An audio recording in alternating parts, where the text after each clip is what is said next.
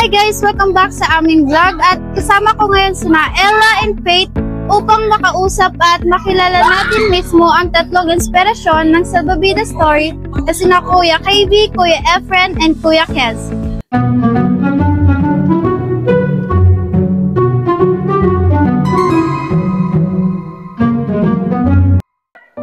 Hello, ako po si Faith. Kamusta po kayo, Kuya KB, Kuya Alfred at Kuya Kez?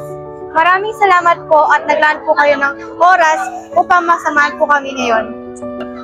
Maraming salamat, Faith. Masaya kami kasama yung tatlo. Masarap balikan yung panahon na simula yung lahat. Tama ka dyan, Kuya KB. Dahil ang kwentong ito ay hindi lang sa ating tatlo, kundi sa mga batang natutong mangarap ulit. At sana ma-inspire din ang mga viewers ninyo na maging salvavida rin para sa iba.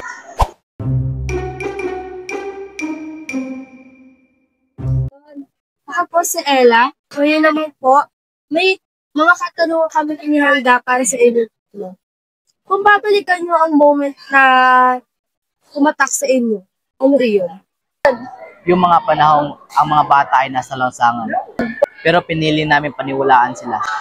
Yung naisip na kailangan na pala nila ng isang salvavida para hindi sila tuloy ang lumubog. Naalala ko pa nung bata ko, halos gusto ko na sumuko.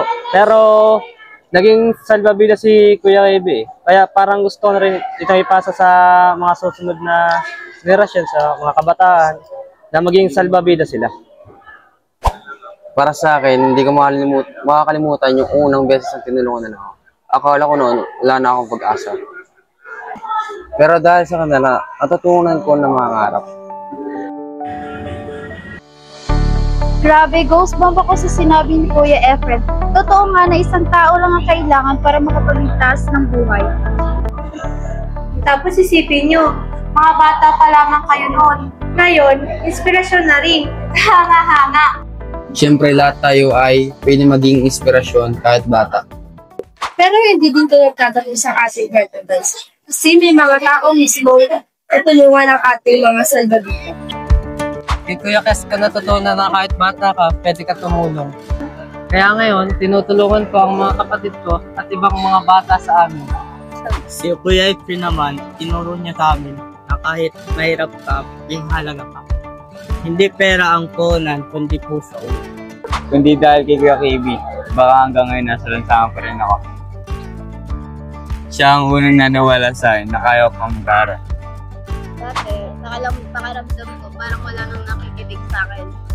Pero dumating sila at tinulungan ako makabalik sa pag-aaral. At ngayon, natutunan ko na may halaga ako at kaya ko na mangarap ulit. Maraming salamat sa iyong pagmamahal. Kung ang tunay ay patunay na lahat ng sakripisyo ay may buhay.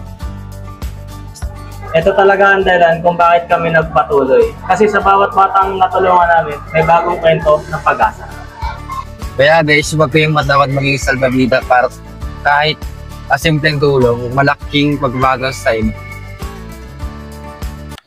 Ang Salvavida Story ay nagpapaalala na bawat isa sa atin may kakayahang maging lifetime ng iba.